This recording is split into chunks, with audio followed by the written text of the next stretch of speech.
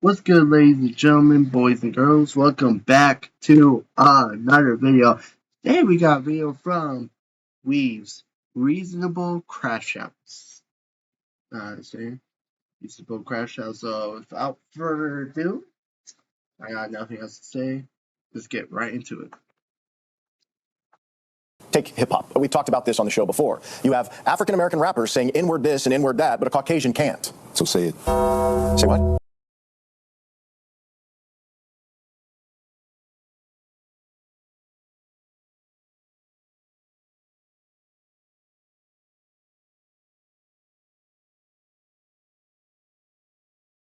Bro,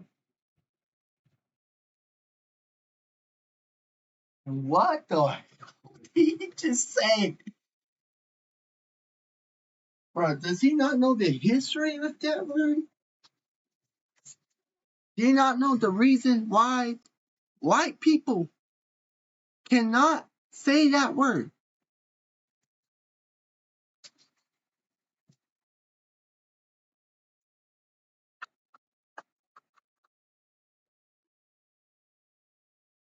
Does he not realize the backstory behind that word? African American rappers saying N-word standard here, Adrian. Take hip hop. We talked about this on the show before. You have African American rappers saying N-word this and N-word that, but a Caucasian can't. So say it. Say what? Don't Say the word you want to say. I'm not saying that I want to say it. I'm just say it, bro. Just you clearly don't know the history. saying that I can't. So you can. Say it. Say it right now. I will say it with you. Crashouts. We all familiar with them. People that be bunging for no reason. People that be over exaggerating certain scenarios and just be taken out of context 99% of the time. Shit, I crashed out when I saw that Switch 2 games was £75, fam. Are you mad, bruv? That's like a whole shift at work. And with the whole Hey, we got a British guy in here. Hey, I love you British people out there, but goddamn, the way y'all talk and shit. when I saw that Switch 2 games was £75, fam. Are you mad, bruv? That's like a whole shift at work. Oh, you mad, bruv? Can you give me my bottle of water? With the whole cost of living crisis we got out here in the UK, you're trying to get me to spend that to play Mario Kart, which is a game you can only play online. Suck your mom, bro. What are you talking about? But for real though, crashing out is an art. It's amazing how some people's first reaction to anything is to start moving like Grog from the cruise, or for them to throw the quickest tantrum possible like their power levels rising, or they're going 0 to 100 like they from Obstacle. But a lot of crash outs are low-key justified. I mean, most of the time these men are just acting out after carefully warning people or just asking politely. And as your host of today's video, I'll be sharing and telling you why these were all reasonable crash outs, starting with the man himself, John Walker. And before I even talk about this, man, look at it.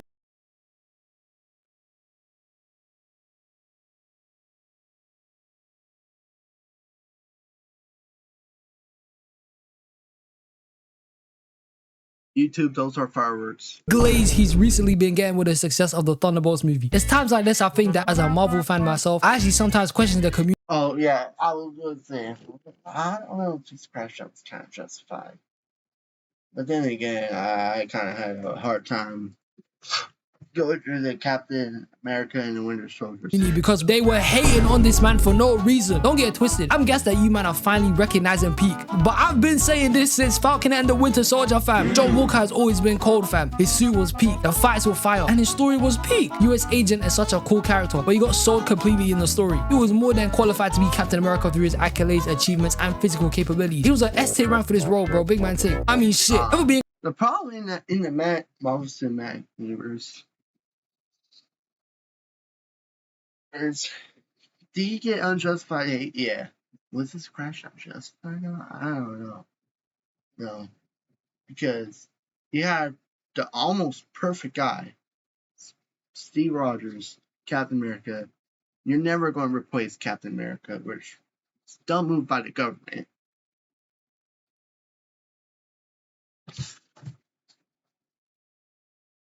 completely honest here, after I watched Thunderbolts with my boy, I think John could beat Steve in a fight, and it might not even be close, fam. After that super jump he did. Alright. Oh, whoa. What? We're flying to Philadelphia. Oh, hell no! That's hell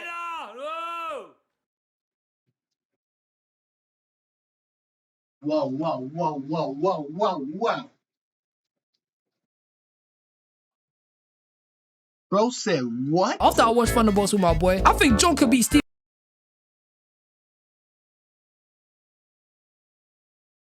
Because he took the super soldier serum. You think he could beat Captain America? I'm sorry. I'm saying it. Is a man retarded? Huh? Fuck no. He ain't beating Captain America and shit.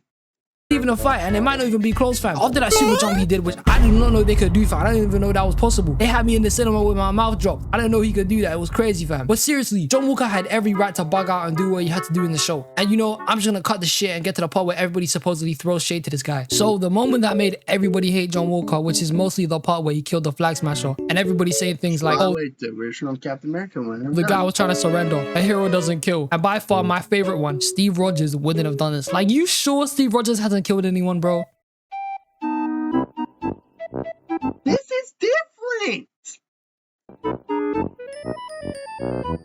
Oh my god, bro. I'm about to skip this, bro.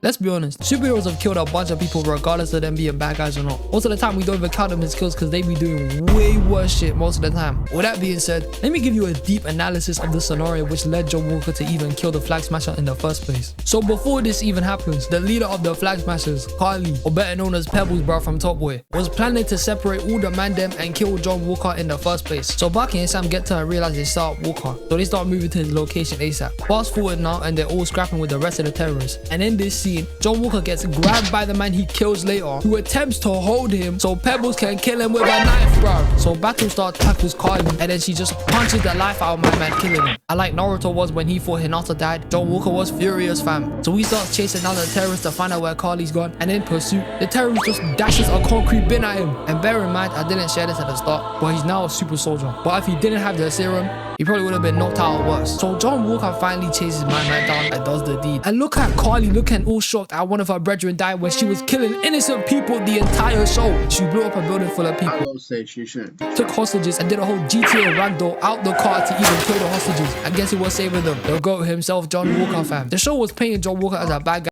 Captain America would have knocked him out. He would have been arrested in prison.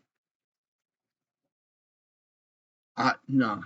from the start. Like, Bucky and Sam were hating on him for no reason when him and Battlestar were just trying to do their job. Remember, the only reason why John Walker was even able to turn into Captain America was because Sam's dumbass decided not to take the opportunity for Captain America himself. He was handpicked by the man and he decided to take it and give it to the government. We're like, bro, it's your fault that shit even happened in the first place. And Bucky was just Alright, that's fair.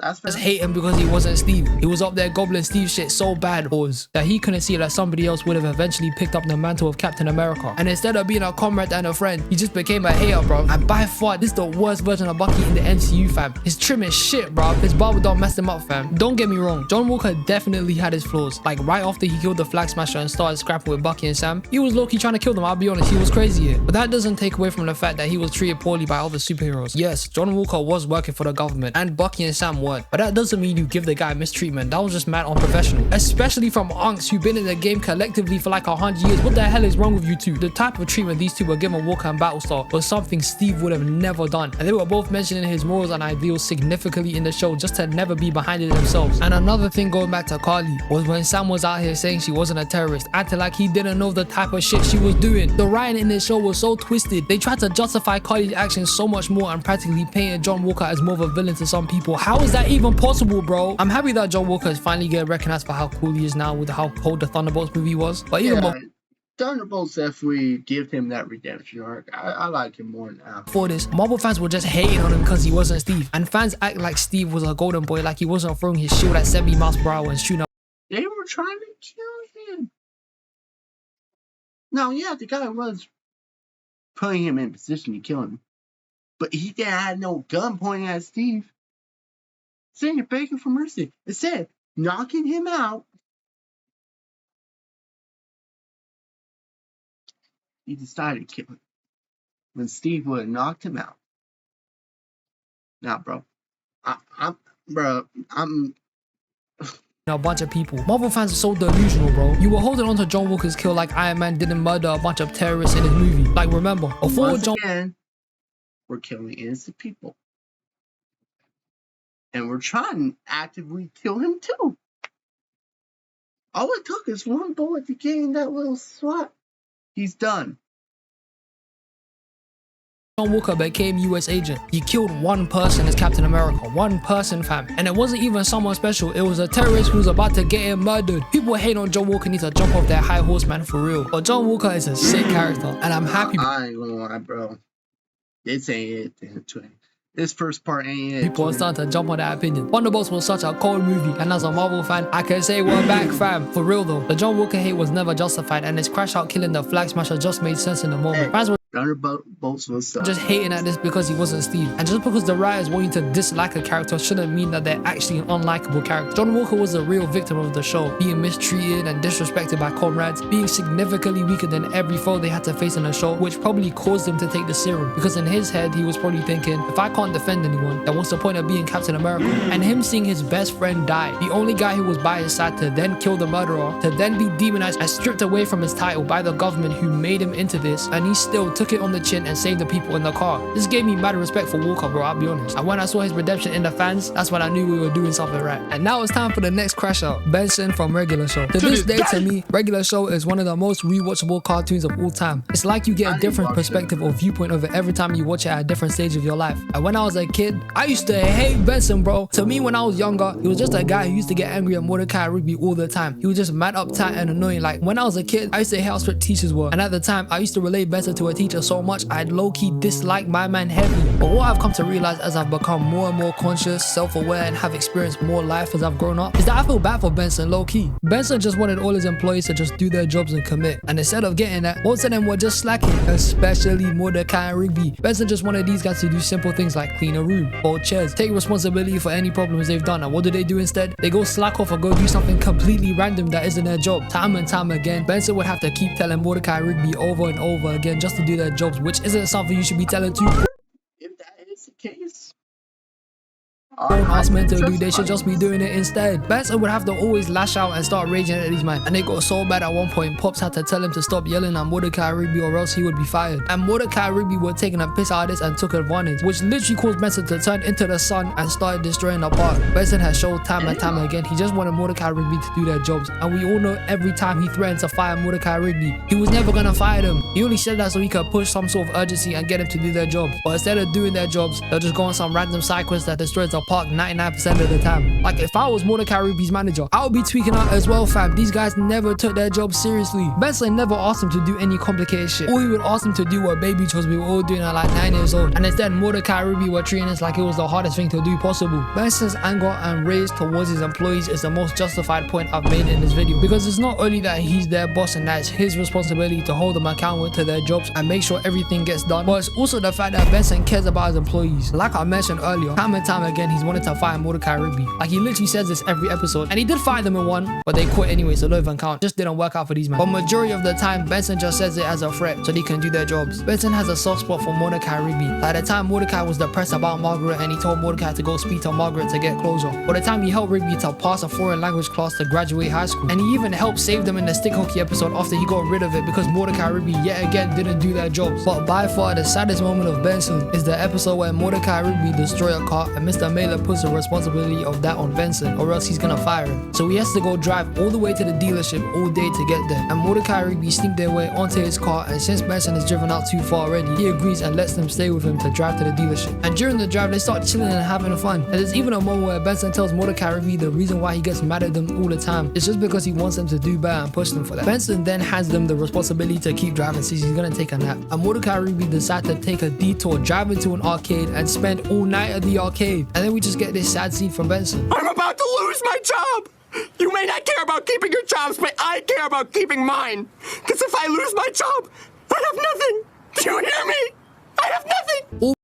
Benson wanted to do was get these men to take their job seriously, do better in their lives, make something of themselves. But instead of that, they just messed up. They just messed about, which slowly had repercussions and problems toward Benson, since he's their manager and takes responsibility for any job or work they haven't done yet. I mean, Mordecai Rigby most of the time will complete a task of something, but it's normally at the cost of something else. Like when Benson, who was very extreme for this, I'm not gonna lie to you, hired a bounty hunter to find his car, and Mordecai Rigby stole the car to fix the window they broke, which eventually caused the bounty hunter to just blow up the car, but the glass stayed. Like, that's a piss take, I'm gonna be honest, fam. But for real though, if we're keeping it 100, for us adults now that used to watch regular show when we were kids, probably sympathize with Benson a lot more now, as we ourselves have grown and gained a lot more responsibilities and realize way more now Mordecai Rigby were in the wrong most of the time. I really and truly, they should have been fired a long time ago, bro. I'm not gonna lie to you. And now for my final crash out. And before I even enlighten you on why this person was right for getting angry, I'm gonna paint a picture for you so you can get the most out of this explanation. We all most likely have somebody in our lives we hate. It's deep in our bones, deep in our hearts. I'm talking about when you hear their name, you get furious, fam. You just start raging with envy when they start winning and you don't. And you weren't always like this. You and this person used to be friends, comrades, something like brothers. People couldn't separate you two sometimes because of how close you were. But then they betrayed you. They let you down in your darkest hour. They fumbled when you needed them most, and after that moment, you vowed to never trust a human soul like that ever again. Now I want you to take all the anger I've just helped you resurface and throw it at Dinkelberg and scream it with me. Bun Dinkelberg, man. Everything in Mr. Turner's life was ultimately horrible because of Dinkelberg. I watched the show, but I didn't watch it. You know what I'm saying? I didn't learn what's happening in the show, so Whoever was horrible, Dinkelberg. His tie didn't match his shirt, Dinkelberg. The Turner household ran out of milk, Dinkelberg. And when I was younger and used to watch Very Odd Parents, often I just thought that Mr. Turner was a hater. However, I have some strong evidence here which justifies the hate against Dinkelberg. In the episode where Timmy goes back in time, we can see his parents. And before Mr. Turner was with his wife, she was close to Dinkelberg. Now I know that's a relatable feeling. When you see fine shit but they already with somebody else, that shit gets me heated for real. Not to mention, Dinkelberg is a huge rage baiter. This guy would spend time out of his day to go bug and annoy Mr. Turner on some dumb shit, whether he used to show off him being rich or even just come to his house for no reason to gloat and be passive aggressive. We all know what it's like to be rage baited by that one person who consistently does it to the point we all fall for it. And Mr. Turner was getting this done daily, from his childhood all the way to when he became a dad and was raising Timmy. Dinkelberg was consistently baiting this man and it was working. He even convinced Mr. Turner to try and kill this guy several times. Believe me, if I could wake up tomorrow with Toon Force and blow up my enemy, I probably would, I'll be honest. As peaceful as I am, I hate some brothers, but we ain't gonna go into that. But to get real here, I'm sure the hate Mr. Turner had towards Dinkelberg was just because he was jealous of Dinkelberg for having no kids. And the Dink in Dinkelberg stands for dual income, no kids. And that's how they're so rich compared to the Turners who can't afford half the stuff the Dinkelbergs be buying. And that's probably why Mr. Turner carried some hate for Dinkelberg in the future. Also, Timmy was ruining a bunch of stuff for his dad, like losing awards he should have won, but then they got handed to Dinkelberg, which is a piss take, I'm not gonna lie to you, I'd be heated at that. And as an adult, I can humbly say, bun Dinkelberg, I hate Dinkelberg, you hate Dinkelberg, we all hate Dinkelberg, bun this guy, man. But ladies and gentlemen, we at the end of the flick. If you lot got any more reasonable crash outs I haven't mentioned in this video, put them in the comment section below, because I want to see some different ones, I'm not gonna lie to you. I hope you lot have a blessed day, and I'll see you in the next Now, newsflash, chat, we're not done. A few moments later. Because we got another one. He dropped the second one, so literally 10 days ago, so we're gonna watch this, alright? Lick your lips. Now stick your hand in that Kool-Aid. Just stick it in there. Now take your finger, just do this to the bottom one. Come here. I'll kiss you, you orange flavor. Ladies and gentlemen, welcome back to the next stage of reasonable crash outs. Since you might show mad love to the first video I made about this topic, it got me feeling a bit gassed that you enjoyed that video. So I decided to run it back with a part 2. I'm talking about the first time was so nice, I had to do it twice. I appreciate all of you that tapped into the first video, and trust me, this one's gonna go crazy. Today I got a new list of crash outs that were just making sense. Actions that we would all be doing if these situations happen to us. Things that would make our blood pressure spike, making us tap into our hidden rage, and basically making us tweak out like we the Hulk. And in this video, I'm gonna be discussing them for you guys and enlightening you to my wisdom. So without further introduction, let's jump right in, man. And we're beginning with one of the greatest leaders of all time, Optimus Prime. And before I even go explaining My goat. this, Optimus Prime is one of the, if not the most motivational person in all of movie history. Every time this guy gives his final speech in the middle of the Dog, you hear him talk, you like run into the big brick wall, bro. Every time. After he's done with his speech, you will want to go head first into a brick wall, bro.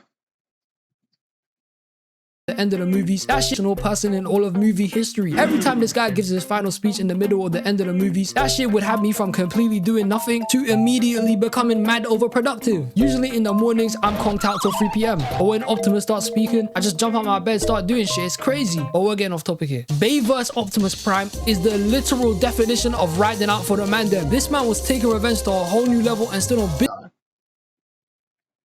Well, Favors Optimus Prime is actually controversial to some people. Do I think that it should be? No, because they say he ruins his character because he's more like it's like Steve Rogers. He doesn't kill unless he has to. Like he doesn't do that. But in the Bayverse he does. However, Business in all these movies, I'm not gonna lie. I ain't joking. When it would get to the second half of all the Transformers movies, Optimus would waste no time and just start like you kill one of my boys, I'm gonna have to spin back. You feel me?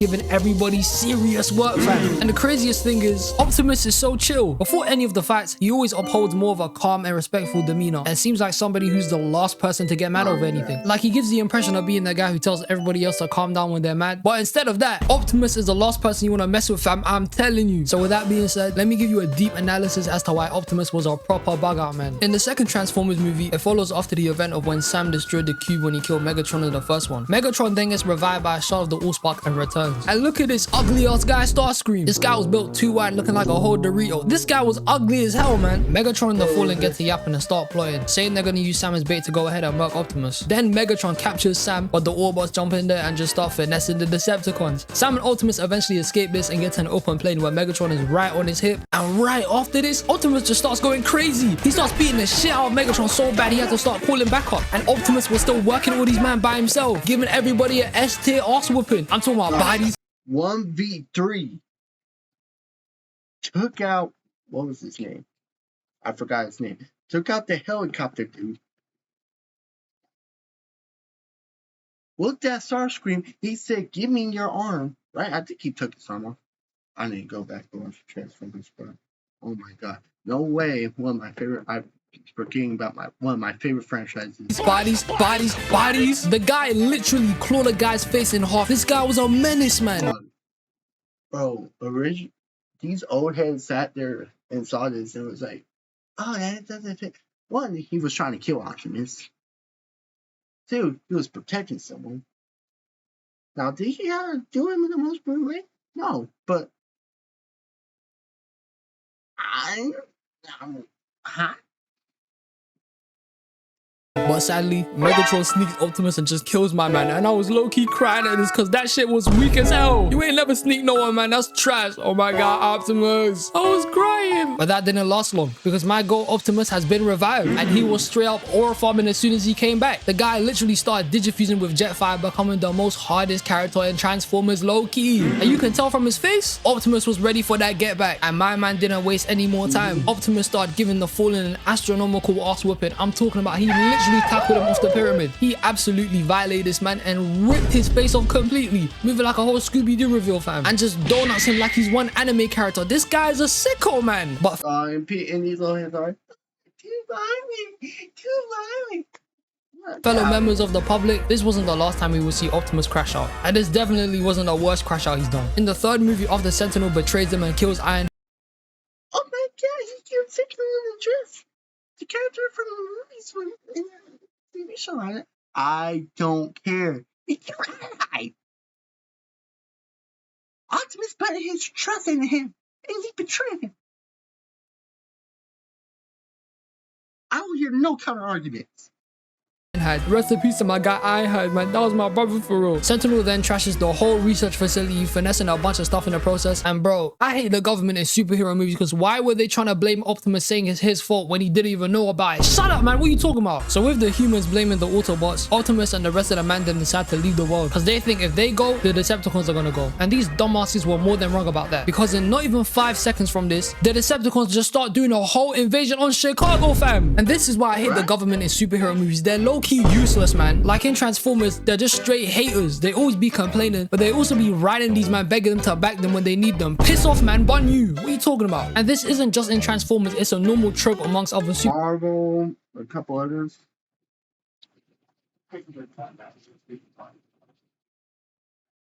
Bro, I almost had a heart attack, bro. I thought my mic was off because when I'm going the reacting part, it disappears and nothing's there, but it's still capturing it. Oh my god. I thought I was cooked. Oh my god, bro. So I had to stop recording, make sure I got everything, and I still got that. So we good. We good. Piss off, man. Bun you. Y'all What are you missed talking nothing. about? And this isn't just in Transformers, it's a normal trope amongst other superhero movies. But we're gonna talk about that another time, don't worry. So Optimus and the Mandem then pull up, and you can see in Optimus's face, this guy is pissed off, man. And I forgot to mention this, but after the humans send the Autobots into space, the Decepticons try to kill them and blow them up. And since Optimus survived, bro is ready to get his revenge. He was even saying when he came back, he's gonna kill all the Decepticons. This guy was low-key going psycho, bro. And what happens next is one of the craziest moments in all of Transformers. Optimus just enters the fight and absolutely starts finessing all the Decepticons, dismantling them completely. I'm talking about he's hitting a times 30 combo on them like this is Street Fighter or something. He's going mad. And this was really one of the most cinematic scenes in the whole franchise. This shit was low-key beautiful, I'm not gonna lie. But then Optimus sees the Op Sentinel and just starts straight giving this guy this work in a 1v1. And then it just goes on to a scene of Megatron, and I'm not gonna lie to you, man. Megatron was shook of Optimus the entire third movie. After Optimus finessed this guy completely in the He took his whole head up and he's like, bro, I don't want to. second movie, he literally wore a cloak the whole entire third movie because he was definitely I guess that was one of the things I dislike about the movie. Megatron taking a step back behind Optimus. Bruh. shook of running the fate of Optimus. And shit, I would be too with the way Optimus doesn't play about getting revenge. I'm not gonna lie, he gets a get back devious. If it was someone other than Megatron, completely understandable. You're Megatron. You're the one that stands up to him. You're the one that's supposed to be furious. But somehow, Megatron gets convinced to back Optimus and starts helping him against Sentinel. And then this guy was getting so brave, he thought he could run the fate of Optimus. And in my chair, I was thinking, damn, he really about to rock his shit. So Optimus with one arm just slices and splits Megatron completely, bruv, ending this whole man's career. And then Optimus just picks up his strap and double pumps Sentinel like it's Fortnite and completely ends this man's whole existence, bro. Optimus just carried a common personality trait throughout the movies, and that was that he literally just doesn't take anyone's shit. Optimus isn't your average type of heroic character. In the Bayverse movies, he doesn't follow the whole mercy idea most heroes live by instead. I would actually say Optimus just follows a mindset of doing whatever's necessary to protect humanity and the rest of the Autobots. Optimus has shown time and time again throughout the movies he has no problem killing anyone. He literally doesn't hesitate to do so, and normally I feel like people would have something against this, pointing him out as a menace or possibly even a villain himself. Yes, I'm not gonna lie, Bayverse Optimus was definitely a crasher. He was low-key being a psycho in the first 3 movies, I'll be honest. But if you look at every time he would And yeah, the Optimus was originally written to not be like that. It's just cool. It's like, I get why the old heads don't like the Bayverse Optimus.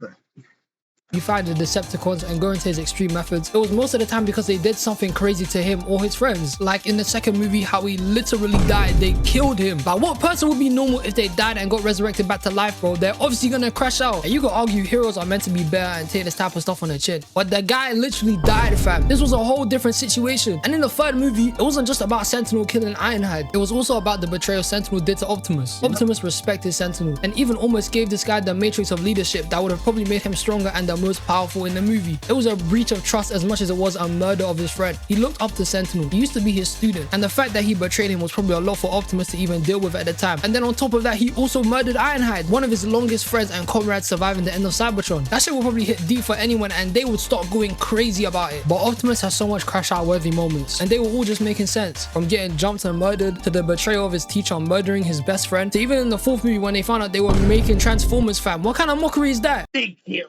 Ratchet. He went crazy. But Optimus bugging out in all the movies just made sense. And even though he was straight out bugging and murdering people, he was moving like that for a reason. Now going on to my next crash out, I'm going to talk about Tai Lung from Kung Fu Panda. And I'm not going to lie to you, they I need to watch Kung Fu Panda. Yeah, I know. Shame on me. Shame on me. My fault. My fault. hold this man differently in the movie. As much as I think Paul was definitely meant. Oh, I do know the Tiger guy's story a little bit. He was training his whole life to be a Dragon Warrior. What thought he was going to get it, and his master, the little guy, I don't know. No. told him he was going to get it. And he did ask believe too. And then Master Oogway said, nah to him. And he's like, I can't disagree with Master Oogway. And he left with Master Oogway. And it made him pissed. Especially when you come back, find out that this fat panda got the Dragon Warrior.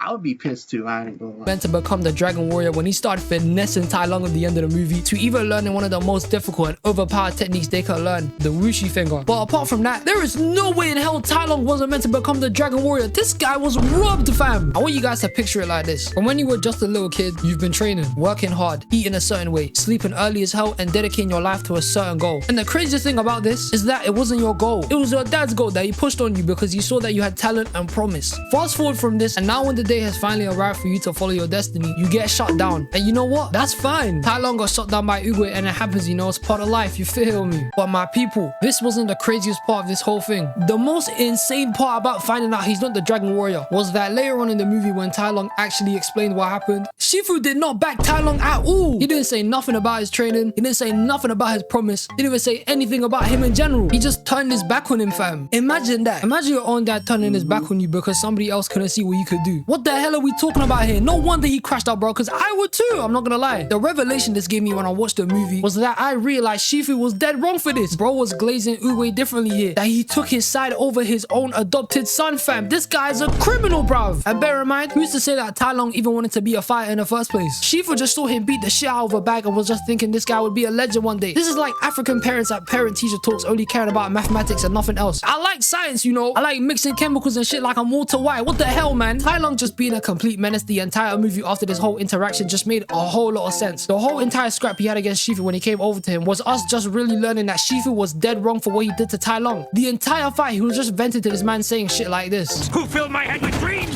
Who drove me to train until my bones cracked? Who denied me my destiny? And during this fight, there's even more moments that make you realize that Shifu was a straight bozo to Tai Lung. Like when Tai Lung shares that all he ever wanted to do for Shifu was to make him proud. That's why in the first flashback Tiger shares the quote about Tai Lung. As soon as he kicks the bag, you can see the first thing that he tried to do straight away was just look at Shifu so he could get his reaction. He just wanted Shifu to acknowledge him and give him attention like any kid wants from his parents. Shifu even told him things like he's destined for greatness, pushing the Dragon Warrior ideology on him even more. Tai Lung has to be the most misunderstood villain in all the Kung Fu Panda movies. The guy was lied to, betrayed by the only person he wanted validation from to be better. And the fact that he sided with Oogway and didn't even say anything to Tai Lung was real crazy, fam, I'm not gonna lie. And then they just decided to chuck him into prison to stop him from getting a scroll which had nothing on it. That's peak, fam, I'm not gonna lie. To me at least, I don't even see Tai Lung as a villain. I see him as more of a broken person rather than the bad guy. Tai Lung obviously had some villain moments, like when he escaped prison and absolutely beat the shit out of everyone there, to when he just dismantled the entire Furious 5. As much as these are bad moments to hold against Tai Lung, remember what originally even caused Tai Lung to do this in the first place, my people. At the end of the day, Shifu's the reason why this guy's like this. And if you ask me, Tai Lung ain't a villain. He's just a guy with issues, man, I'll be honest. And now this brings me to the final crash out of this video. And the person I'm about to bring up deserve crash out. has to be one of the most relatable people of all time. His crash out was so justified that I truly believe that this guy had one of the most tragic moments in all of fiction, fam. This shit low-key was making me feel sorry for this guy, bro. But without further yapping, let me introduce the final crash out of the video. Ken from the B movie. And I'ma just cut this shit and get straight to it. Ken was right the entire... Okay, yeah, Ken. I'll